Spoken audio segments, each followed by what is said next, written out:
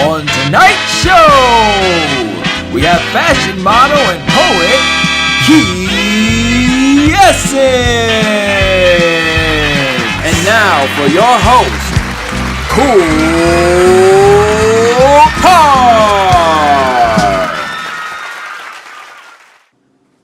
Welcome back, ladies and gentlemen, to the Kickin with KoolKard show. I am your host, KoolKard. This is episode 127. We are racking them up, y'all. I can't do it without you. I do it for you guys. Thank you so much. Last week, I had Erica Blakely on from Blakely Bespoke. She makes French cuffs like nobody else. Nobody else has it because she has a patent on it. And she has a Kickstarter campaign that she has going down right now. So if you happen to go check out that episode, just click on the link in the description. Show your girl some love. She's doing some things that other people aren't doing. Like, this is all for a great cause. It's not just about making money, and it's really not even about the cuffs, and you'll know that if you go and check out the episode.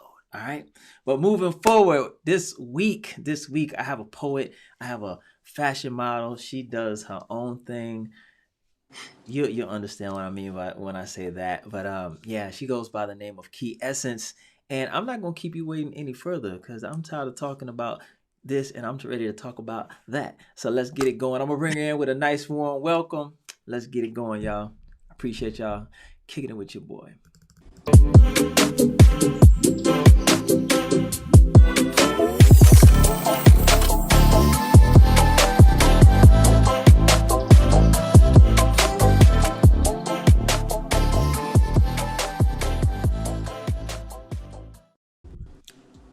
Everybody, welcome Kiesance to the show. How are you doing? I'm good. I'm great. How are you? I am blessed, girl. I am blessed and thankful that you are here with me, coming to kick it with your boy. I appreciate your time. I know you are a busy lady and you're doing your own. Yeah, so thank you for real. Thank you for having me. Yeah, absolutely. Well, you know, before every show, I got to get that prayer in. All right. Let's get it. Gotta make sure we're covered and we're good. All right. Heavenly Father, Lord Jesus, we just thank you so much for just allowing us to come together tonight. Heavenly Father, Lord Jesus, to have an eloquent conversation. Heavenly Father, Lord Jesus, that Kiesance can come on here and just share her story and just offer the viewers some value. Lord Jesus, we just thank you for her willingness to come on here and be transparent, Heavenly Father, Lord Jesus. And we just thank you for this platform. We just thank you for life, love, happiness, clothes on our back, food to eat. Just waking us up this morning, Heavenly Father, Lord Jesus. We just give you all the victory, all the glory, all the love, all the praise. In your name we pray. Amen. In Jesus' name, amen. Jesus' name, amen. So, I saw you on Instagram, met you through an alumni of the show. And I saw that you had your own thing. You know, you got your own podcast. You're doing something great in the space that you're in. And I'm not even going to mention it just yet. I'm working my way up to it, but you're doing some great things in the space that you're in.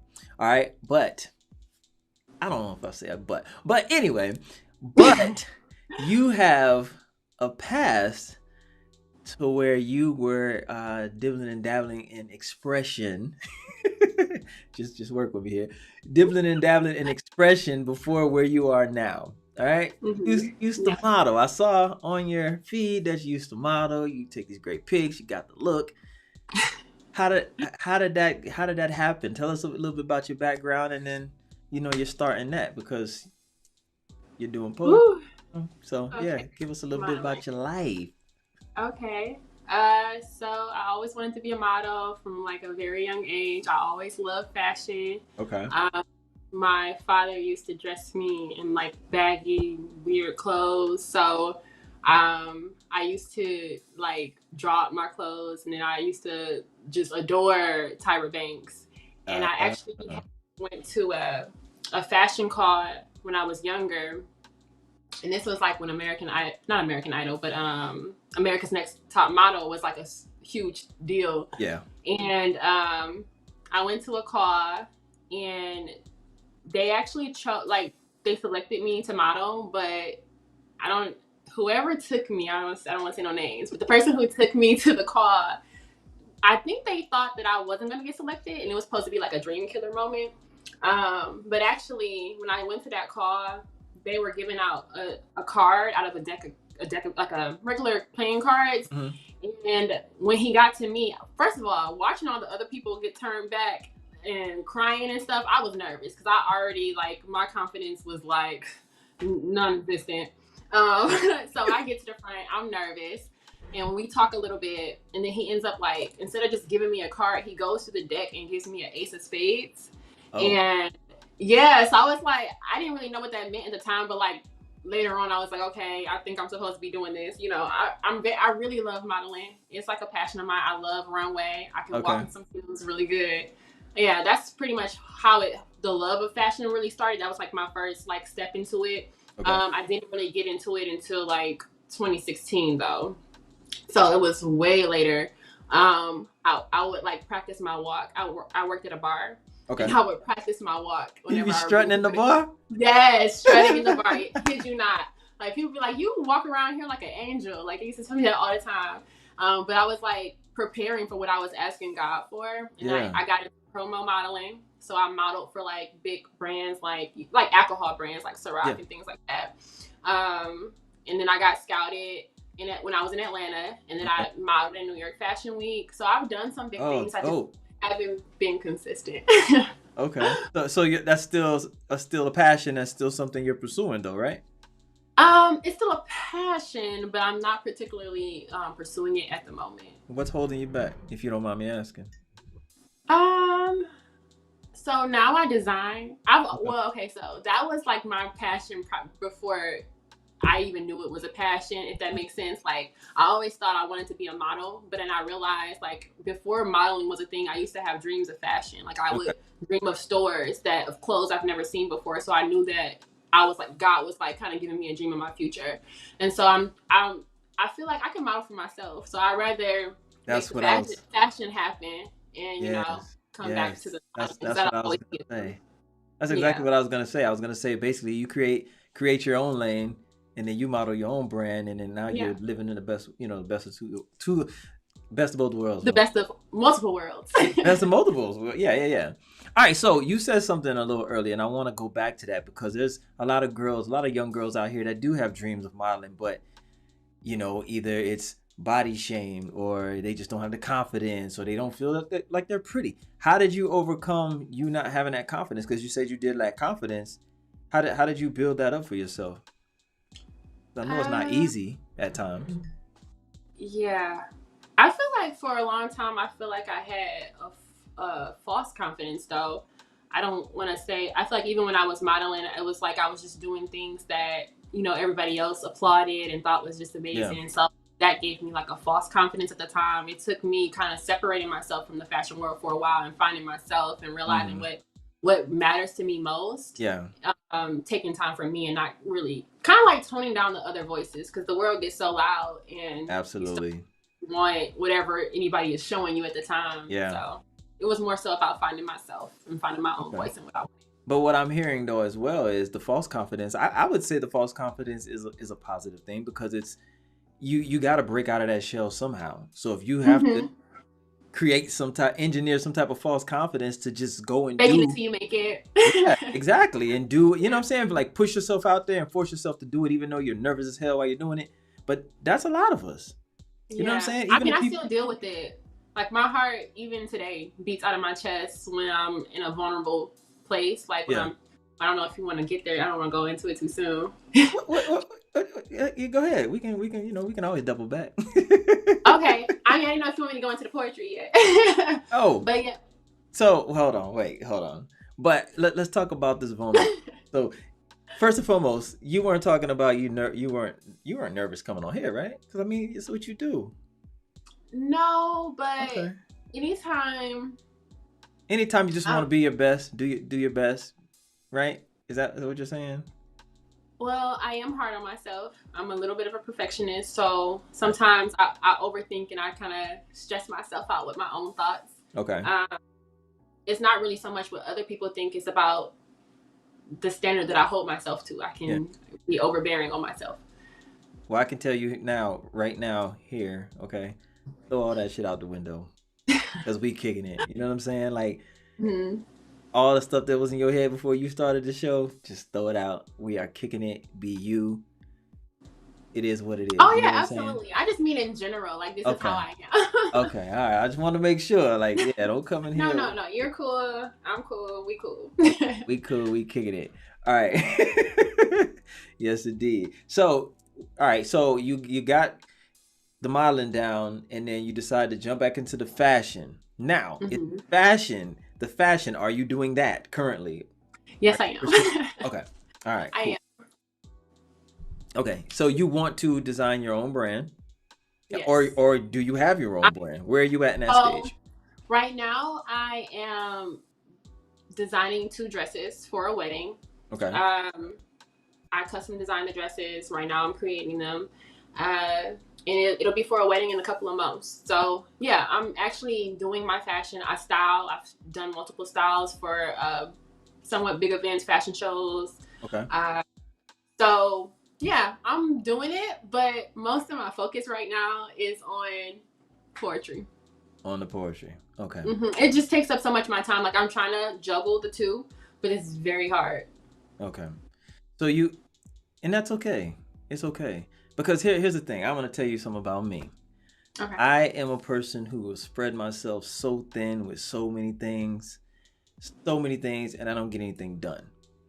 So Hmm. as of lately, like within the last 2 years, I've kind of gotten a hold of myself and say, hey, listen, this is what you're gonna focus on now, and you're gonna see it through, and you're gonna finish it. You know what I'm saying? Like really just Hmm. see it through step by step, even if it takes. Because here's the thing. Here's the thing. The main thing is we put a time limit on ourselves, and if we don't put a time limit on ourselves, we put pressure on ourselves to I gotta start now. I gotta get it now. But guess what? You also had this other dream that you felt like you needed to start now, but now you got another idea, and now you're putting pressure on yourself to I gotta get that going right now. Whose timetable are you on? Why are you rushing that process? You know what I'm saying? Because I we go ahead. I'll I get finish. what you're saying, and but for me, it's kind of like the opposite. So I'm a person who wants to execute one thing and tackle it, and then move on to the next. But Hmm. sometimes I feel like God's pull, just like you just asked. You said, "Whose timetable are you on?" Hmm. Sometimes I'm like, "No, let's finish this, let's do this," and then but God will be like, "No, we're moving over here now, and you'll come back to that." And this is gonna be the. I was listening to. Do you know what's her name? I call her my auntie something Brown, Tabitha Brown. Tabitha Brown. Okay. Yeah, so she was trying to do acting for so long, and then God was like, "No, you're gonna post food." And that's kind of how I felt like when I was doing when I finally got into my fashion. I was like, "Okay, good, we here. This is what God want me to be doing." And then He just pull out Poet's pitch on me, and I was just like, "What the heck?" Like, but and I'd be beating myself up. I'm like, okay, here I am not completing something and then jumping to another thing. But Right. then and I felt God saying, like, no, you're being obedient. You're moving when I say move, and that's what I Yeah. need you to do. Yeah. And you know what? I was gonna get to that too, because Mm-hmm. here's the thing for me. I always pray on it before I start it, and if God doesn't show me that vision, then I'm not gonna start that. Yeah, I love that. I'm gonna continue to pray, and whatever He reveals to me, that's what I'm gonna do, even if it's not what I desire to do right now. You know what I'm saying? And I'm living that Yeah. right now. I'm living that right now because there's a venture that I wanted to get into, like investments and stuff like that, right? And it's Mm-hmm. funny because I don't really deal with psychics too much, but I got like a family member, right? I don't deal with Mm-hmm. too much, but we'll get into that too. But it's funny because a psychic told me, hey, don't make any huge investments right now. Don't make any huge financial investments until like the end of June or after June. Just Mm-hmm. rest in whatever you're doing right now and see it through. But don't make any. And I'm telling you, I wanted to jump into that space, and I just had to say, you know what? Hold on. Let me sit back and let me pray because I'm hearing this from him. But let me go see what God is saying too, right? And God showed First. me exactly. Yeah, sure. That's my source for sure. So I'm just saying that's funny because he said that. But yeah, I prayed on it. God showed me clearly. Okay, this is what you need to be doing. See this through. And then when you're done with it, it's not even see this through and let's get through it and get over there. It's like when you're done with it, that will be there waiting for you. And that's when you start that Mm. journey. You know what I'm saying? We're You always saying that? Oh, go ahead. go no, go ahead. What were you saying?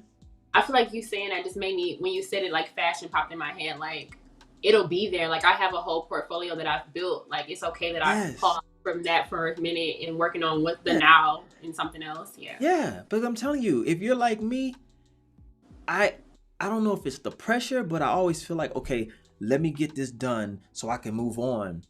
But no, just live in that, get it done, perfect it, and make sure that it's functioning and leave. So when you leave it, it can function on its own. Yes, And then it's, you it go can on go to, in. Yeah, for yeah, sure. and then you go on to the next thing and you live in that and get it done. Because I myself, and I know a lot of men are like myself, man, we can't multitask. I'm sorry, I can't. I'm the first to tell you I cannot multitask. So I know that I'm doing myself a disservice when I'm like, yo, I need to be doing this. Well, let me work on this today, or let me work on that today. Oh, I forgot about that. I'm no good. I'm no good to Mhm. anybody. I'm no good to myself. I'm no good to anybody. And then I start feeling stressed out because I don't feel like I'm accomplishing anything. Well, hell, I'm not. Because I'm stressed out. You know what I'm Right. saying? No, You know what I mean? I have those days. I had that yesterday, actually. Yeah. Yeah. And it like us, listen, it still plagues me because that's just how I'm wired. But I have to take a step back and be like, all right, Eric, let me just focus on what you know, the task at hand and get through it. So the fashion will be there. Fashion's not going anywhere. Like you said, you have a whole portfolio. You did the work. God's showing you where you need to be at right now. Be there. See it through and don't rush to get through it. You know what I'm saying? Yeah. And don't rush. Patience is key. Patience is key. And you know what? Enjoy that journey. I know that's so Yeah. cliche and people say that all the time, but you really have to enjoy the journey because things, we rush through things so much that it's a blur and you don't really get to enjoy it. You know what I'm saying? Because Right. and you're gonna miss things that you could have learned. Of And course. not even just that, but as you were talking, I was thinking like God's promises are always true. So if He said it, like it doesn't matter if He said it in 2000, like it could be 2030 and it's still gonna happen, you Yeah, know. And yeah, one thing I can say is my fashion is timeless. So you know how you run into some people's stuff and you're like, okay, that's gonna last for like a couple years. yeah. I make like my fashion is so. I'm not trying to toot my own horn or anything, but yeah, my stuff Toot it. timeless. Toot You're gonna be it. taking out the vault 20 years later. You know how they like go back and be like the celebrities like wear something from like 30 years ago? That's gonna be my fashion for sure. And beat that and Yeah. believe it. You know what I'm saying? And mean No, it. I know it. Yeah, for sure, man. So, but okay, so the poetry. Okay. You, how did that happen? Okay, how did you go from fashion to poetry? Like you never said anything about you were doing spoken word back in the day or you were singing or anything like that. Like where did that come from? Okay, so no, okay. Poetry has always been in my story. Okay. Always. All right. Um I got it. You said how did I get there? Ha. Okay, so actually, I want to say all of it came at like simultaneously, but around the same time for sure. Okay. Middle school, I was going through a lot at home and at school, so somebody suggested I go see the counselor, Mm-hmm. and I went to the counselor, and I was just like open and honest about like what I was going through and things, and she was like, you need to journal. You need to like let out. You can't hold all this stuff in. So I started journaling, and journaling turned into poetry. My father's a poet. My siblings are poets. We're all poets. Okay. But mine was just a little more deep and more like me sharing my soul and sharing experiences. But I'm not writing from a place of like, oh my God, this happened to me. It's more like, okay, I went through this, but I'm still good. And you know, my poetry is more like inspirational. It'll motivate the next person. Like when you hear my poem, I could talk about something like that really hurt me that I went through, but you're not gonna read it or hear it and be like, oh, I want to cry with her. Oh my Yeah. God, it's gonna be like, dang, that was like she went in, and It's I a feel like reflection. yeah, A it's reflection. Okay. I was gonna ask, like, what was the derivative? Like, was it derived out of pain, past experiences, or did it derive out of dreams and desires? Because you have some poets that they're dreamers, and you can hear it in their poetry. But you said it was experiences, not so much as like. I think it's a mixture of both. Okay. So one of the first poems that I wrote was called like Seasons Change or something like that. Change, something about changes. And I was always told that I was pretty wise for my age. Like I was always in my Bible at a young age, always reading books. I lived at the library. I did poetry at the library. That's like really where it grew more. But with this poem, I would have to say I was writing from a inspirational place, I guess. Like the poem basically was saying like, even though I'm going through these things, I know things are gonna get better. So I guess you can say dreaming, but there's no specific dream in the poem. I'm really just seeing. I could always see the light, no matter how dim and dark things were. I could always see the light, and I performed that poem. So I wrote the poem. I shared it with one of my teachers, and she was like, "You need to do that for the talent show." And I was so nervous because, like I said, I was going through a lot at home and in school. So I was bullied. I wasn't popular or anything. Like, yeah, Overrated anyway, girl. Don't worry. So, yeah, I was really nervous. And my teacher was, I thought I was gonna read it, and it was like, no, if you're gonna do the poem, you need to memorize it. So I memorized it, did the poem, blew through it, speed talker. I mean, when I'm nervous, I'm like, I'm flying through the poem. But when I finished the poem, I had a standing ovation. The same people who bullied me, the same people who didn't like me, were on their feet. I'm literally watching everybody just cheering for me, and I was like, oh wow, like this is my thing, this is my niche, this is where I'm supposed to be. Like, if this is what makes people respect me or see me, or just really just see me, because I felt invisible, I felt unheard. That's why I journaled so much, because no one was listening to me, no one knew what I was going through. And so they see the same people, like literally somebody I had gotten in a fight with, she was like, ah. Like, wow. like, really? Yeah, so that was like one of those moments that tell, how they say like little pieces of your past speak to your future. And that's one of those moments that I just remember how it made me feel. And I pretty much forgot how unpopular I was. I forgot about a lot of the things I was going through in that moment. It was just really surprising to see the reaction. I never thought it would come from sharing something like that. Yeah. And that's a lesson too, because isn't the world like that?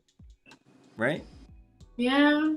The world's like that. That's what it is. And you learned that at an early age. You saw it firsthand. Like, wow, all I have to do is just share a gift or share something that's special, that's unique, that other people wish. And it will resonate. That's the part that got me. I knew I was writing something. It meant something to me. That's all that mattered.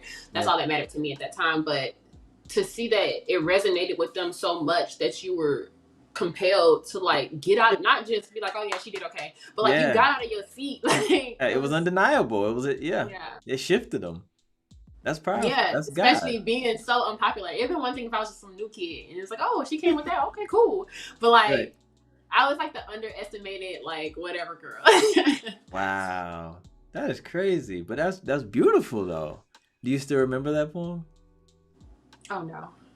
She's like, oh no. I can barely remember the name of it. I just know it's like something about seasons change. I tried to keep like a lot of my old poetry, but I don't have any of them any longer. Oh, those are jewels. I know, sadly. Maybe God will give it to me in a dream one night, or just give it back to me or something. It's possible. Yeah, it's possible. I used to do music, and songs came to me in a dream from way back, like one of my first. I don't remember it now, but at that time I did. Really? I was like, wow. I don't really remember. Okay, I've written a few songs, but there's only one song that I still remember. I wrote it while I was singing in the choir at church. Marvin L. Winans? Mm-hmm. Yeah, I attended his church since I was little.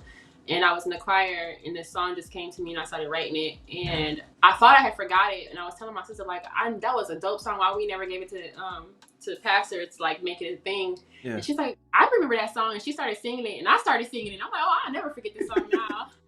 That's dope. Yeah, I do know the Winans, because my friend, he lives in Detroit and kind of all that, yeah. But yeah, that's super dope, man. I want to know something. And I know you said that your family, you come from a long line of poets, right? But, okay, so for me, I rap and sing a little bit and do whatever I need to do for my song. I do a little bit this and that. Right. I won't say I'm a singer, but I can do what I need. I can harmonize and all that, right? Okay, me too. Yeah, so yeah, that's what I did. So, I want to know why, or is it just, is it like a natural thing that happens? Why poetry and not the desire to sing? You know what I mean? Why was your choice why was your choice spoken word over like say singing it or rapping it? Well, I used to sing. Okay. But I kind of got discouraged. Like one time I was singing in the car and my mom asked me to be quiet. And I never really wanted to sing again after that. Oh, she killed that dream. I don't want to say it's a dream, but she kind of discouraged you from doing it. Kind of. Yeah. Because it was like my own mother doesn't want to hear me sing this. Like, but I don't. But here's the thing, though. You know, as a parent, think back on it now. It's just like I don't think it was out of you can't sing. It's just like, girl, I probably had a long day. Loud as hell. I ain't trying to hear that right now. You know. But as a parent, we gotta think. You know, because I'm a parent and I have to think sometimes of how I say stuff too, because it's like, how's that gonna make my child feel, even though I don't mean it like that. You know what I'm saying? Yeah. So, did you ever tell her that? No. No, maybe you should. Not that you. I'm not saying. Someone told me to write a letter to my parents, and I never did because I didn't feel like I had much to say to them. But one day I just started writing. And it actually sounds like a poem. It sounds like I intentionally tried to write it, but I still have to finish it. Maybe I'll throw that in there. You should. You definitely should. You got to get all that out. All that is a release. I'm one of those people who can go through like a lot of hardships, a lot of trials, or just a lot of bad things, and still smile. And I don't feel like. Yeah, I can let it out. I feel like I give it to God, but it still bothers me. Like I don't. Of course it does. Say I haven't forgiven her or anything. I definitely have. Like I can feel like, oh yeah. Yeah. But the release is needed. It still affects you. To release it, you feel like I have to release it to the person? Yeah. Why? Mm-hmm. Because you hold that. You still hold on to that. So you're holding on to it until you give it to the person. I think so. Until you just let them know. I mean, in some situations, it's not worth it. Just some situations, but I think, like, hold on. Okay, so I don't know what you've gone through. So let me be clear with that. I don't know what you've gone through, and I don't know that relationship and how it has affected you or how it shaped your life, and maybe at some place you just don't want to go back down. But if it's not that, then yeah, I say give it to him, because you said you're already writing, so why not put that in there and just put it out there? And I had this conversation with my son the other day, for real. Like, I'm not gonna say what the situation was, but I'm just like, this has a hold on you because clearly you mention it every other day, and you're trying to focus on something right now that's like near and dear to you, like it's everything to you. This is your life, right? But every so often you're still talking about that. So I'm like, so what you need to do is address it. And even if there's no response, at least they know. You don't need a response. At least they know. And sometimes that's all it takes. It's just knowing that they know how I felt or how it made me feel. And that releases you. And that's how he feels right now. He feels like it released him. He's free from it. He can move on. And I feel like my poetry does that for me in general, though. Like, okay. So you asked me like, how did I get into poetry? So I told you how I initially got into it, but there was a very long break. So this, most people, they do something and they're consistent with it, or if not consistent, then they're at least doing it like at least once a year. Yeah. There was a point where I was not able to express myself. Like I would try to write and fail miserably. Like I just got so discouraged. I was like, okay, so I can't even express myself the way I used to. I literally just thought I was losing talent. So I feel like once I stopped singing, I felt like I couldn't sing no more. I felt like my voice had just left me. Like I literally I can harmonize, like you said, I can harmonize, but like I don't sing like how I used to sing. And that's how I felt about my poetry. I would try to write and I did not like what was on the paper. So writer's block.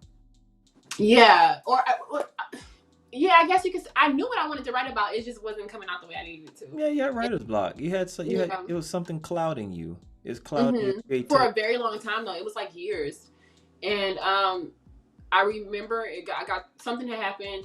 I was dating someone and it was just a hot mess. And I did not feel like I could talk to that person. Like, I didn't feel like he even cared enough to express it to him. So I was like, okay, Lord, if I could just, I'm literally telling God, like, I need to get this off my chest. Like, I'm not going to talk to him about it because I know he don't care.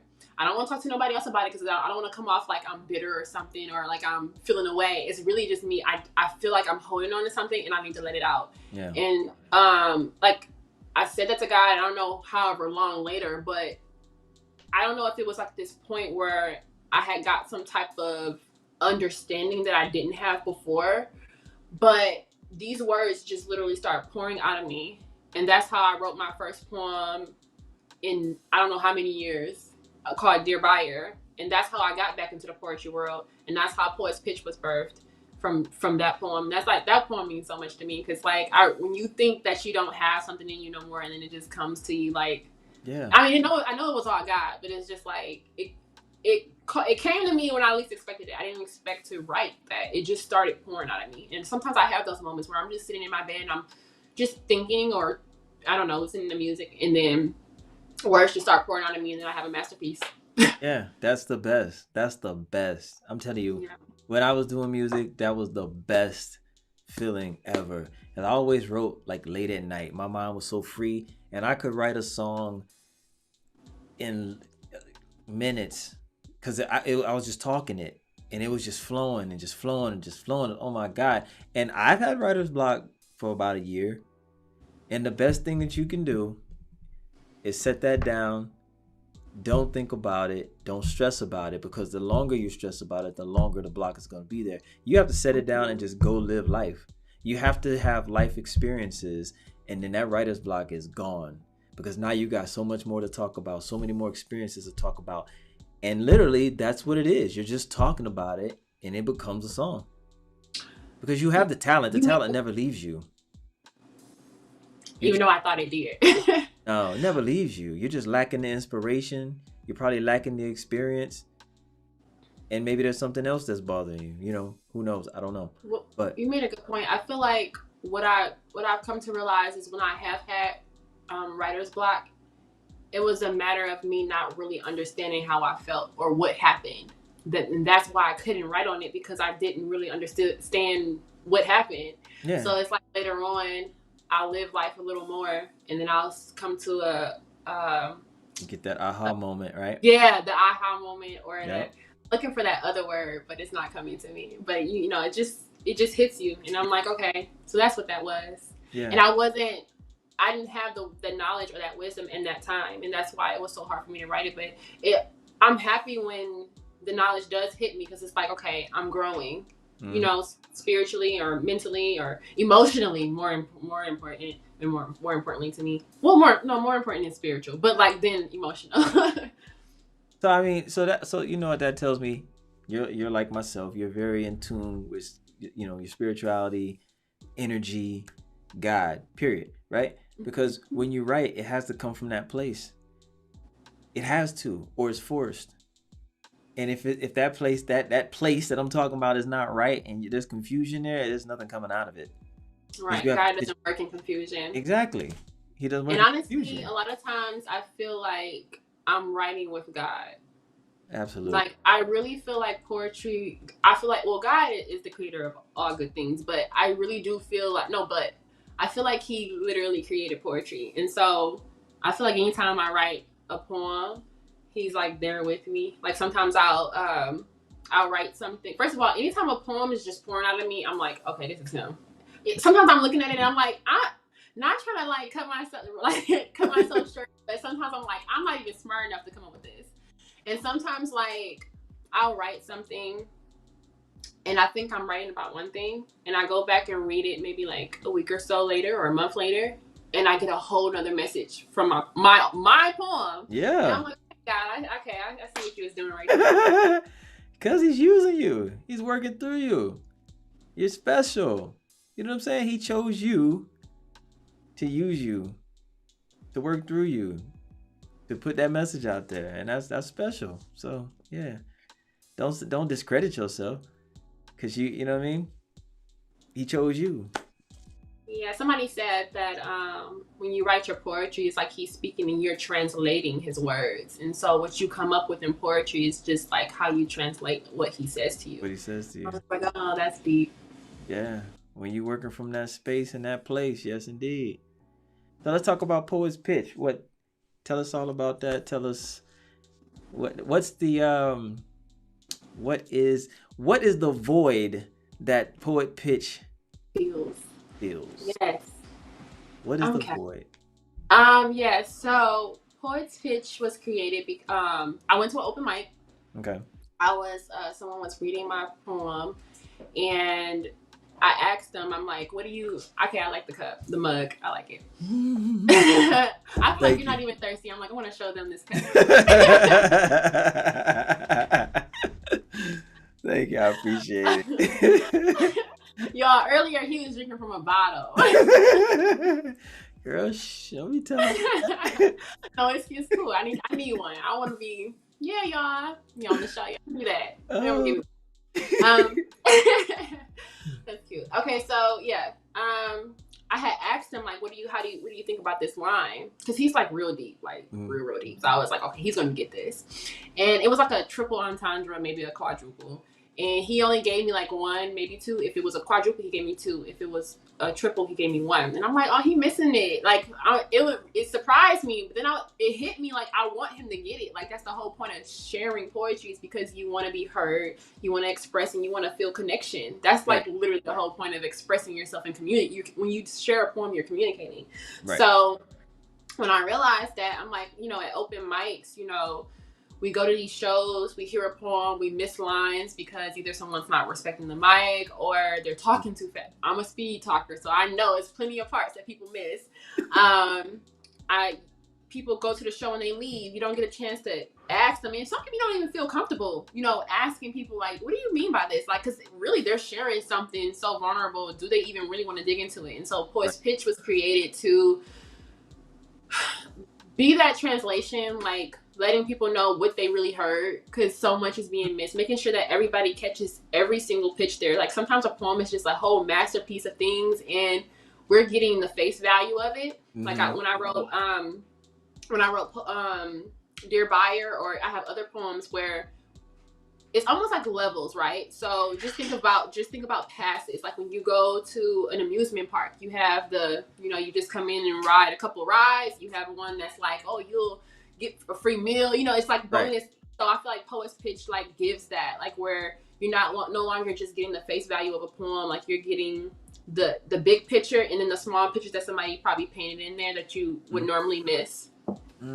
Okay, so basically it's like coming in, breaking down lyrics, how they do in rap. Like they'll sit down and break down lyrics and say, okay, what did this line mean? And what does that line mean? And what is... But it's more than that. Yes, I want people to understand what they're hearing. Yes, I want the person who's sharing to feel understood, to not just feel like they're bearing their soul just for them. Because our stories inspire. It doesn't have to be just, oh, I shared my story and that was just a good release. It can be like somebody in the crowd just heard something really deep and it resonates with them. And I want them to know why we have this connection right now. And then also, to inspire. So a lot of the poets that you will find on my show are people who've been in the game for a long time, people who don't just... So there's a lot of poets who write for fun. Mm-hmm. There's poets that write just to vent. They're just like, oh, this is how I feel and be done. But it's not an art. It's about bringing back artistry to poetry. Okay. I feel like God is a great poet of paradoxes. So you say one thing to emphasize it, you say another thing. And it's like it sounds like he's contradicting himself, but it's really something so much bigger to the story if you really just take the time really. So that's basically what it does. Like Poet's Pitch is supposed to inspire artistry. I feel like when you hear poetry, you get like, the obvious stuff, right? You want the parts that is like kind of hidden, but it's still there. It's like hiding in plain sight. I'm making sure that I'm shining the light on those parts. Okay. But then also, if you go into a space and a door is locked, you're just locked out. So I'm opening doors to new rooms. So like when I hear certain people's poetry, I leave with like maybe an idea for a new poem, or once you open a door, I can now explore that space right? Not even just exploring your mind, but now I can think on a level, maybe not the complete level of that person, but just as it relates to that topic. Now I have a new idea in my mind that I didn't have before. Yeah. And so I'm trying to inspire people to think on deeper levels and to bring artistry back into poetry, and so people can be more open-minded and actually be learning when it, like, there's so much to learn from in poetry. Like, I learn every time I write a poem. God, don't ever let me just write something just from like pure, like, I have to literally go into my dictionary. I'm not that person who's like, oh, I'm just looking to rhyme things. Like, no, that stuff happens naturally for me. I'm literally like, I wrote a poem the other day and I'm like, God had me looking up bees and olive oil. I'm like, what? And so when I hear the poem back, I'm like, God, you really just went in, like, because it's like, I thought, like, if you really understand the knowledge I gained from writing my poetry with God, like, and if for somebody else to get it, it's gonna make them write even better poetry too, because you're gonna desire that for yourself. Like, dang, she wrote, like, let me not be simple with this, you know what I'm saying? Right, yeah, exactly. Let me on the complex side, you know? Yeah. What discoveries have you made about yourself while writing? That's a good question. I don't know how to answer it. What discoveries have I made about myself? Something to jump out at you. I'm sure you have, because I asked that question with people, like writers who write books. It's almost like self therapy for them. You know, they find so many things that were either bothering them, that were hindering them, that they hadn't let go. They, you know, and then they were able to release it because they wrote about it. All they had to do is just write it down. I would probably say, like, when I wrote Dear Buyer, like I said, I tried to write it way before. I didn't know I was going to write Dear Buyer. Like, when those words poured out of me, they came out from a place of fashion. I was so confused. It was like God tied in two things that mean so much to me, my poetry and then fashion, and that's how everything. And I was just like, what? But I realized from that poem that I might not have always. So me, like, if I was to look at me, how do I put this? Me, years prior, I always thought, like, you know, oh, I'm just so wise. You know, I won't say I have it all figured out, but I probably thought I had a whole lot figured out at that time. And I just realized from that particular poem that I have so much more to learn. I've learned that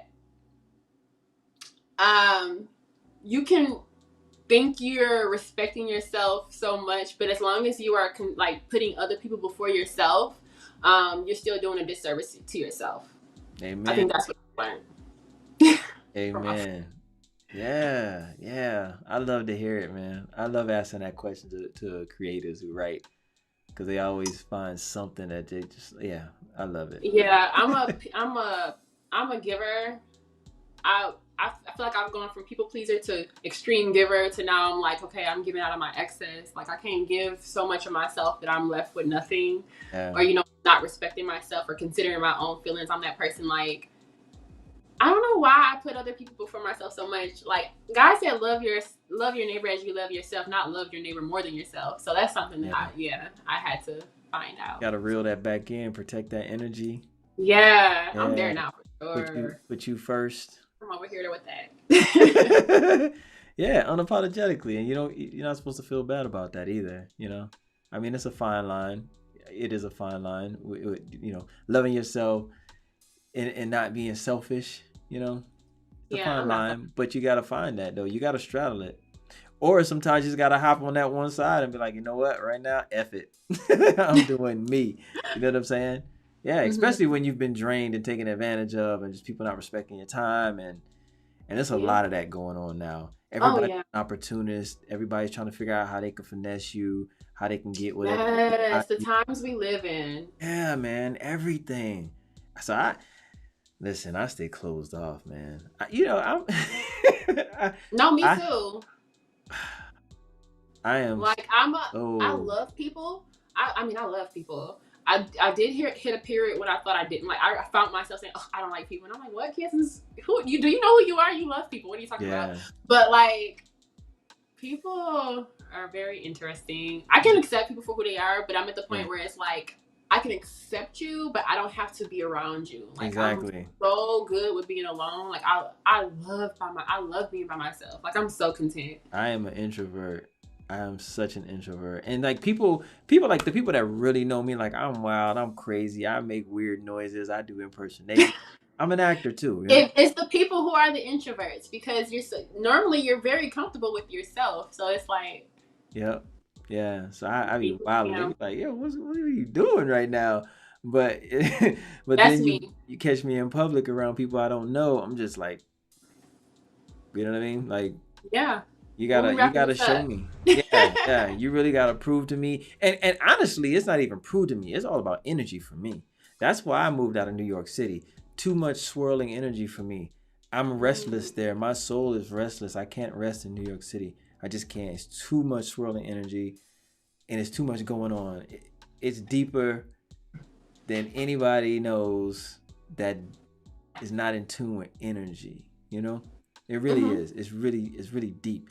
So I'm just like, nah, I can't be there. I go there, like I go there in the summer times. I walk, walk the village and all that. Go to Central Park, whatever. I love it. The energy is great then, but it's just something about I don't know. I I can't. feel like you may.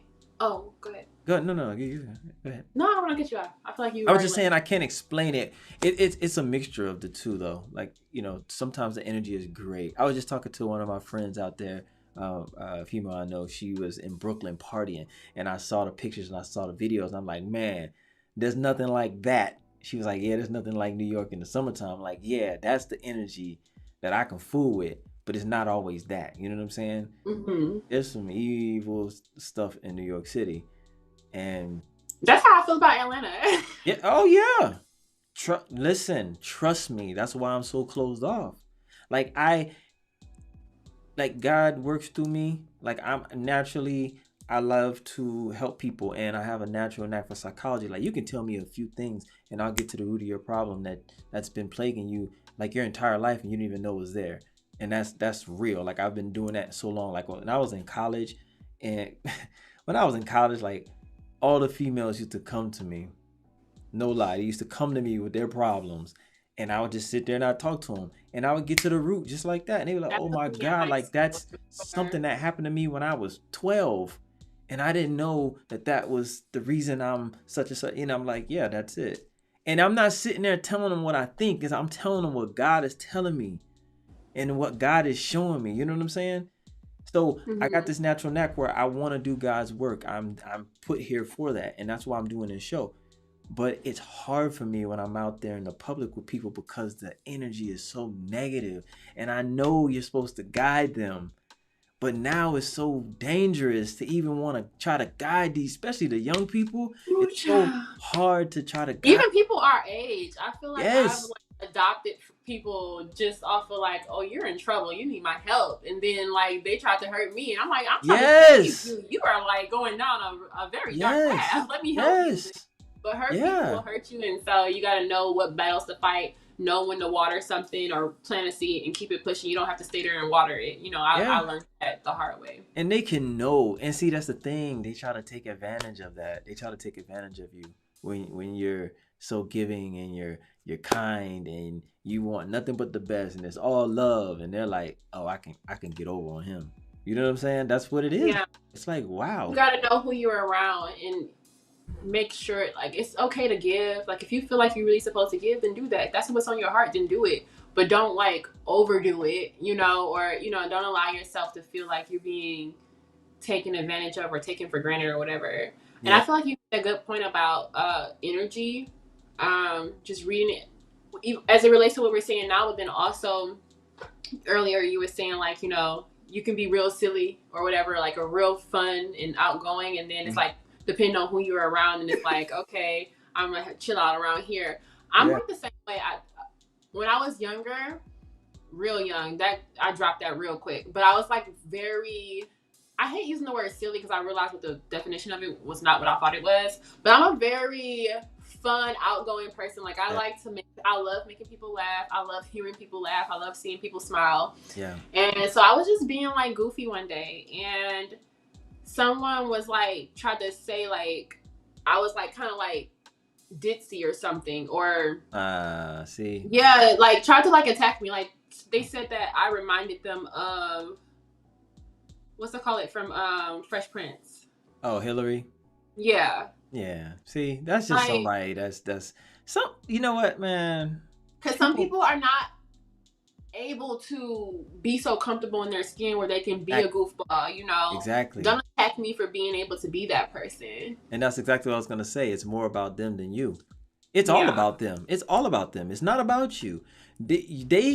I'm telling you, when they see a representation of what they wish they could be, and their You only hope, wish you could be free and feel like you're not being yes, judged, but then you turn around and be the very thing that you're scared that you want to happened to knock that you. person down because they. I'm telling you, when they see It's that joy, projection. yeah, when they see that joy, they wanna knock it down. They want you to feel like how they feel, and that's everywhere, and that's wrapped up in so many layers of life.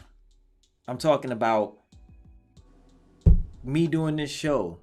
There's people that don't want to see me do it because it's a representation of what they wish they had the balls to do, not even the knowledge or the know-how, because any man can do anything another man can do. All you got to do is go learn it and apply it. You know what I'm saying? But you just don't have the balls. It's fear. But Yeah, yet I literally was just talking to someone about that. Like, yeah, but yet you can you do the same thing I'm doing. You just need to apply yourself. Like, stop making excuses. I'm like, you're literally so fearful. yeah, Like, they it's rather so sit. important to really have conversations with yourself, but really important to talk to God, like to give it to Him and say, like, look, this is Yes. how I'm feeling. Like, why am I feeling this way? Take this feeling away. Whatever it is that's holding me back, take it so that I can Yeah. take whatever you have for me in exchange for it. You know, Yeah. And that's there's where so I'm. many people that's trapped too who feel like they want to do this but haven't even spoken to God about what they really should be doing. So they're really trapped. So now they're stuck because they have a fear to step out to do what they feel that they want to do, and that may not even be what they're supposed to be doing. You know what I'm saying? So now they're Yeah, never gonna now they're never gonna move. And if you do you're wanting something that you shouldn't even be wanting. right, and if you ever work up or muster up the courage to do it, you're climbing up the wrong ladder. That part. So where are you going? You know what I'm Yeah. saying? Like, where are you I going? was literally telling someone the other day, like, you gotta go to God for strategy. You first of all, you gotta go to Him for direction. But once you get Yes. the direction, then you need strategy. Yes. But don't be trying to find strategy for something that is not even the direction you're supposed to be going in. Like, you Exactly. want to be on the path He has for you. Like, God knows the Yes. beginning and the end. He had your steps are ordered. Like, He's gonna put you on the right path and help you along the way if you know, if you go to Him. Like, Yeah. some people are like, oh, and God is all knowing. Yeah, but He's still waiting for you to welcome Him into your story, into situations. He's not a forceful God. He's Yeah. all powerful, but still so gentle. You know what I'm saying? Like, He's Yes. so masculine, but He's still so, like, you know, soft with His touch. I actually have a poem I'm working on. But anyways, but yeah, like, I I really want people to, You have to do what's for you, man, at the end of the day. And yeah. I tell people this too. Um, people who are deserving and ask me for information, and I know that they're genuine, then I give it, right? But I know Mhm. people who stand on the sideline, watch you do what you do, don't show any signs of support, but then out the blue they want to, But want a shortcut for themselves. yeah, they want to ask how to do it. But here's the thing, though. Even those people, if you gave them the information, 9 times out of 10, 90% of them are gonna fail. Fumble. Right? They're gonna fumble. And here's why though. Because they really don't have the passion to do what it is they want to do. It's probably just for a quick lick. Because everybody else is doing it. They want to do it for either fame, money, women, whatever it is, stroke their What's ego. your motive? Yeah, And what your is the motive will motive? dictate how far you can go in something. Right. If you don't have the You passion, lack passion, is like it's a gonna be waste of short time. lived. Yeah. It's gonna be short lived. You're gonna waste your time. You're not gonna be successful. You might get a little money, or you might get a little whatever you're chasing or seeking out of it, but it's not gonna sustain because you don't love it. Find something that you love. Find your passion and go do that. And it might seem less cool in the public eye, but guess what? You're gonna be happy. You're gonna be at peace, and that's the real currency. Health, Yeah. peace, love, God. That's the real currency. Because what do you have? You can have all the money in the world and go commit suicide because you don't have any of that. Right? Yeah. Plenty of people out there to do it every day. Every day. You gotta find it, man. I'm glad you found your passion. One step at a time. Fashion's gonna be there. You already laid the groundwork. The foundation's there. Like, right? It's like um I go to Jamaica sometimes, right? And they have like houses, not even houses, just slabs where people have laid the foundation, but they don't have the money to finish. And every year they do a little bit. They do a little bit. They'll put a wall, another wall. You know what I'm saying? And that's Hmm. what that is. Just lay the foundation, and you have that. So when you're ready, then you build. But Yeah. focus on the poet's pitch. Be that light. Be that outlet for people. You know what I'm saying? Fill that void, because what you're doing is great. Like, I Thank never you. thought about that, because but it's real though. I'll go to poetry. Like, I'm not really like into poetry like that, but I will. Hmm. I'll listen, and I respect the art, because I'm an artist at heart as well, and I'm a writer, right? So I respect it, and I'll go and I'll listen. But you're absolutely right. They say so much, and some people do like do rapid spitfire because they're nervous or whatever, and you miss a lot of it. You be like, oh, that's dope, but you still missed a lot of it. So what you're doing, I applaud, because it's needed. Thank you. You know what I'm saying? Thank you. And it's so funny because, like, I was supposed to start Poet's Pitch last year. Mm-hmm. I was going to be working with someone, and uh, I kind of made some moves prematurely.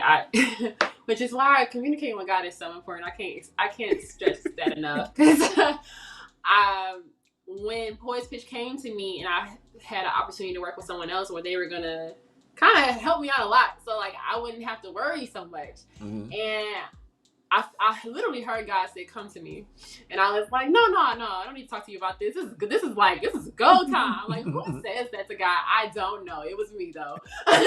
And shortly after, things go downhill, and I was like, Mm-hmm. "Okay, Lord, I'm ready to talk to you." And I'm like, "Oh God, forgive me." And he had to like clean up my mistake. That happened so quickly because I was ready to run on something just because something looked good. And Mm-hmm. yeah, so Poise Pitch ended up being delayed because I had to go realize that God wanted me to do it on my own, and on Yep. my own meant that I had to figure some things out because Yep. I had to get ready for what he was saying was about to happen. Yeah. And during that get ready time, it looked like, I was like delaying it, just really get like I don't know if it was gonna happen or not. And somebody had called me and was like, because I had told him about me making Poet Speech happen, he was gonna be one of the first people on the show. He's like, he was calling me one day and he was like, "Oh, I was just concerned because somebody was saying they about to do something. It sounded like what you trying to do, and I know this is your thing. You was talking about this last year." And I was like, and I said, honestly, I'm not concerned because I'm still moving, with God and Yeah. on God's timetable. So I don't like fear losing this because I'm still working towards it and I'm being obedient now. Like I've made a Right. mistake before where I was like, I'm just doing whatever. I learned my lesson, and so even if, like you said, if somebody tries, to do what you're doing, if they're not passionate about it, it's Yeah. gonna fail. So that's literally the mindset I had when he called me and was like, "Yeah, somebody was talking about doing da da da." I don't even know where they at. I don't know, Right. but I'm doing it. Exactly. And hey, and also too, on the flip side of that though, if they are successful, you can coexist. Because what Yeah, they it's do, fine. what you do is not what they do. Clearly, Mm-hmm. even if it was the same concept, what you do is not what they do. You know what But I'm I'm an originator. saying? Your light is not their light. Yours was, yeah, I'm telling you. Yeah. What's oh, real quick though, tell people how they can watch your show or listen to your show, where they can find it, website, links, all that. What time it comes on. Yeah, so Poet's Pitch goes live every Tuesday at 8 p.m. Eastern Standard Time on Poet's Pitch YouTube. We do have a website where you can find everything Poet's Pitch. It's www.poetspitch.com. That's POETS Pitch, PITCH.com. So we have an Instagram, Twitter, Facebook. We have everything. You can watch the show on YouTube or Facebook, but we prefer you come on over to YouTube, hit that subscribe button, hit the bell to be notified when we go Yes. live. Yeah. All links are below, so y'all make sure y'all show some love. After y'all show her some love, y'all come on over and kick it with your boy Cool. Same night, you know what I'm Yes. saying? Get it all in, support Yeah. Come on over everybody. here and get this knowledge. Let your mind be opened up so you can be Yes, inspired and be talking yes. real deep. And then you might find you some if you single, you might find some love, learning some poetry. Yes, for real. Not saying that that's the reason to be. Hey, it's real though. You gotta keep it real, man. What I was gonna say to you, what's one thing that you feel that you could be doing better to get yourself to where you're going?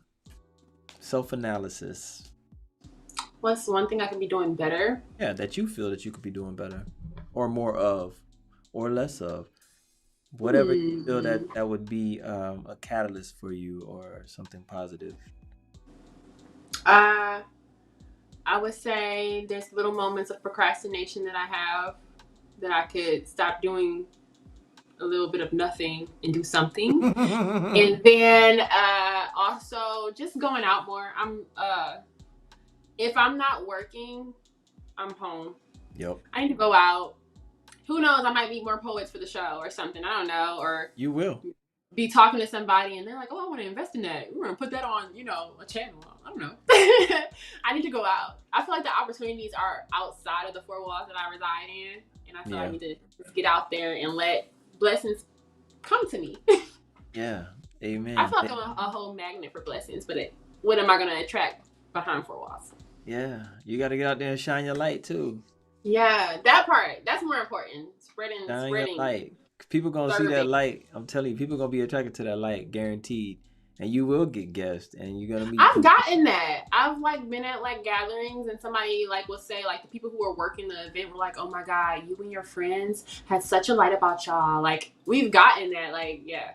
So. Yeah, man. Little light of mine. That little light, yeah, exactly. God, nobody but God shining it down. Yes. Come through, God. Man. And guess what? We've been on for 1 hour and 1 minute. Ooh, time I told you, girl. Time goes. I stay up. I've been up the early morning. This is good. I love your show. Thank you. I appreciate it. I'm definitely going to tune into yours, man, because I really dig what you're doing. You should. Today was the day I was more relaxed. So this would be a good day, a good episode to watch, today's episode. What? Wait, what you mean more relaxed? Was you nervous before or something? Like I said, God threw me into Poet's Pitch. There was no warning, there was no prep time. Okay. All right, so you're figuring it out. I'm not looking for perfection. That's what he said. Yeah. So calm down. I've been there. Trust me. If you go back to some of my first shows, man, grainy, lighting jacked up, sound jacked up. Because guess what? You just gotta go. When he says go, you gotta go, and you figure it out along the way. As long as you're moving forward, you're moving in the right direction. You don't have to. I look forward to seeing what more he does with you, and where he's taking you with this. Thank you. I appreciate that, man. I want to say I'm not gonna say end goal, but I will get this on TV. That's why. Yeah. That's why I don't call it a podcast. I call it a show because that's what I want. I want a show, either a late night show or a daytime show like Steve Harvey. I want to bring people on. I love me some Steve Harvey. Man, he's a good dude. He's a good dude. Very deep. Very deep. And I want to do that. I want to have charities on there, like fundraisers. I want to bring people on, change their lives, help them, pour into them, talk to them, be hands-on and just touch the people, man. Touch the people. Okay, remember you saying dated and time it. Dated and time it. That's coming. Write it down. You wrote it down? Yeah, I'm looking at the time right now. What's the date? Did you write it down? It's something. Oh, it's written down. Oh, that's written down. Oh, okay. That's written down. Yeah, for sure. That's written down. Oh, yeah. So I should have expected that talking to you. Definitely. We were one and the same. Yeah. Definitely. So, and I tell guests that, when I get this TV show, I'm going to bring people back on. So, keep in touch with your boy. Yeah. Keep in touch. I'm meant for the big screen. keep in touch with your boy. Can bring some of your designs on, have a fashion show on there. And do a poem. And do a poet slam. Yes. Right? Little poetry slam. Now, are you gonna bless us with some poetry tonight? Are you gonna? Oh God. You gonna do that or no? Okay. Is it okay if I read it? Of course. However you want to do it. Dang, what type of poem do you want? Give me the one you were telling me about. Dear buyer? Yeah, give me that. Everywhere. I thought you wanted something special. Okay, we Oh can do no, dear buyer. no. Yeah, see, set yourself up. I need something special. Gone. Okay, yeah, because I'm not really sharing my poetry like that, but this is the opportunity that only you will get. Let's see. Listen, KoolKard exclusive. Let's go. Yeah, okay. Let's do. I don't know. What should I do? Okay, do you want to hear Queen or I wrote this poem called What Does It Have a Name? It's like in response to somebody else's poem. It's a response to Can We Talk? So Let's go. it's that. Tevin Campbell. Can we talk? Let's get Okay. it. All right. So just a background. I wrote a poem called The Underdog Has Your Boxers, where basically I confront a guy who uh, thinks he's about to get my underwear. Okay. And so then this guy wrote a poem in response, or before that one, and he had a poem to go after it called Can We Talk? So this poem is in response to his poem. So once he gets his act together. So just imagine somebody coming at me crazy and then fixing their language. All right, cool. Okay. See, this is what talking does. I thought you were a pesky fly before with spoiled material on your tongue. No misconception on my end, just added intention on yours. And now I can identify and hear the nectar in your buzz. You and the power of your linguistics that makes me slow to speak and quick to listen. I get lost in your words and find myself between the letters of your verbs. I want to do more than rest there.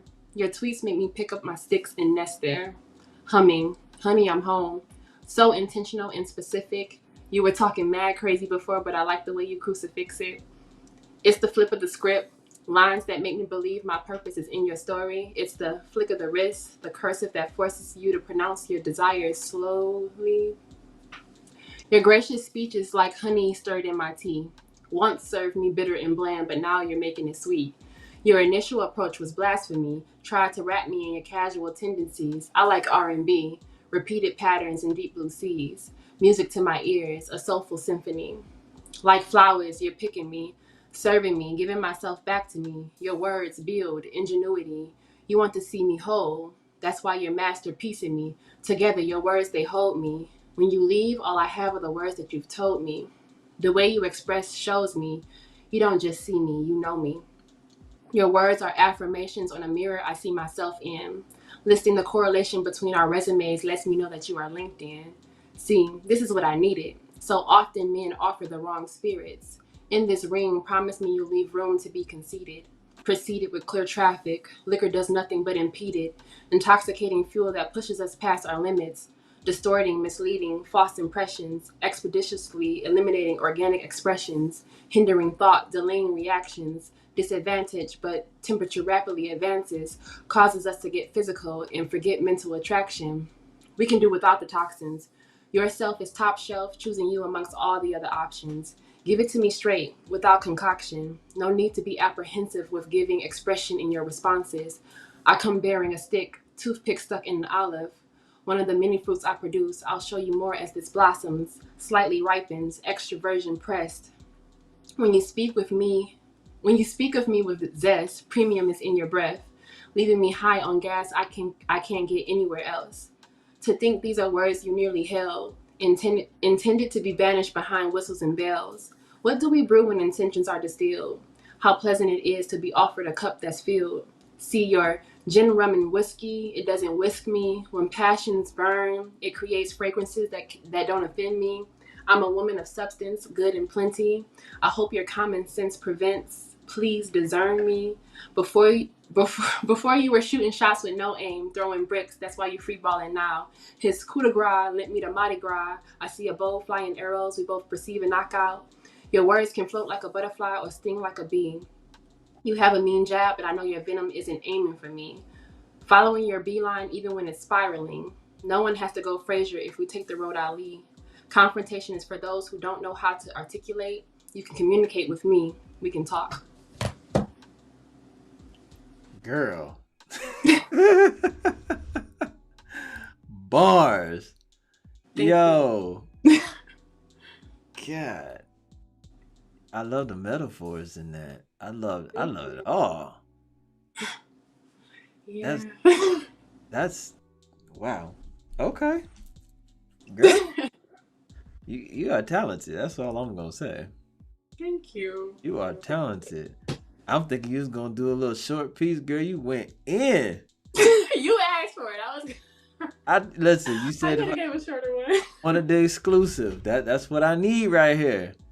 Yeah. Oh man, that was dope. I Thank love you. it. I love it. When you gonna get on stage and do that? Nah, I can tell you right now, not happening. Not happy. Why? um, Why? my like I said, when it comes to my poetry, surprisingly, that was a pretty. Even though I kind of like got stuck a couple times, like my heart normally beats out of my chest. That was nothing but God that I even got through that without like speeding through it or sounding like, oh my God, I'm gonna die. So, I want to keep my poetry more like of an intimate thing. I'm thinking about like diving deeper into my poetry on a different level of Poet's Pitch where people can like what's the word I'm looking for? Subscribe to another side of Poet's Pitch and get my poetry. So Okay. that's why I said this is a real exclusive because I don't share my poetry anymore. I won't share it outside of Poet's Pitch. So Okay, got you. So on Poet's Pitch, you do your poetry. no, my No, you Poet's don't. Pitch is strictly about other people, Other but I people. do want to like remember how I was talking about levels, so I think I want to have like another level when people can dig into my poetry because I do have a lot of gems in there. Like I said, when I write my poetry, I literally feel God writing the poem with me. It's so much in that poem, like it's beyond. So yeah, I'm sure. Yeah, Because what I got from Surface was strong, very strong, and not generic. Like I hear some people's poetry, and I'm just like, oh, okay, yeah, it's cool. Didn't really like that was, man, that was woven, like. Yeah, God is funny. It's like I really don't want to take credit for poems like this. Like, I really feel like he sat there and was like, okay, we're just gonna, and splash there, and drip paint there, like. Right. Nah, that was beautiful, though. I love it. Thank Like, really. you. Yeah. Thank you so much. I I'm appreciate transparent, too. If I ain't like it, I'd tell you. it. Yeah. I'm serious. Like, yeah, I'm impressed. Yeah, if you only knew like it's like hidden things in there. Like even I didn't know. I had to do research to understand what exactly I wrote. Yeah. Yeah. I could tell, man. That's deep. Yeah. That's deep. I love it. I thank you. I thank you for coming on. Thank you for having me. Thank you for your time. I know you're tired. I know you did your thing tonight. So I did tell you I was going to keep it to 45, but the conversation was so good, girl. I couldn't cut you off. Yeah, you're a good conversationalist. So if that's a word. Yeah. You as well. So thank you for that. Really, thank you. And I will be in your DMs. I'm following you, supporting you. As you should, because it's mutual. Yeah, for sure. Now, you're good people. I love your energy. I love your spirit. I love what you're doing. So I'm definitely going to support you. And whatever, any questions ever, whatever ideas, holla at me. I'm pretty open to the people that I feel that can reciprocate it. You know what I'm saying? Mm-hmm. They're genuine. So, yeah, man. Thank you so much. I appreciate that. Last time, tell them the website. Tell them how to find you. Give them the time. Give them the day. Just reiterate it. People got short attention spans. Give it. My name is Kiesance. As you can see, you can follow me on Instagram. That's my name on Instagram and Facebook. I don't have Twitter. Poetspitch.com, www.poetspitch.com, and you can find everything Poets Pitch there. I feel like that's all you need. But you can follow us on Instagram, poetspitch.com. Yes, and subscribe to YouTube for sure. Yes, subscribe. Hit the bell so you can see when we go live. Watch my show before you watch his. Watch hers, then come check me out. It's a nice little combo. You get a little break in between if you got to pop on a squat, sit on the toilet for a second, and then go watch it. Right, for real. Take your little break, then come check your boy out after her. Yes, man. I love it. I love the light. I love the energy. Thank you so much. Hey, y'all. Thank you guys for tuning in once again. Every Tuesday night, 10 p.m. Eastern Standard Time. You know where I'm at. I'm right here kicking it with somebody like Kiesance, dropping gems, providing that value for you. Can't do it without you. All right. So we out of here. Until next time. Thank you, Kiesance. Really appreciate you. So, see Peace you and love. guys. We out of here.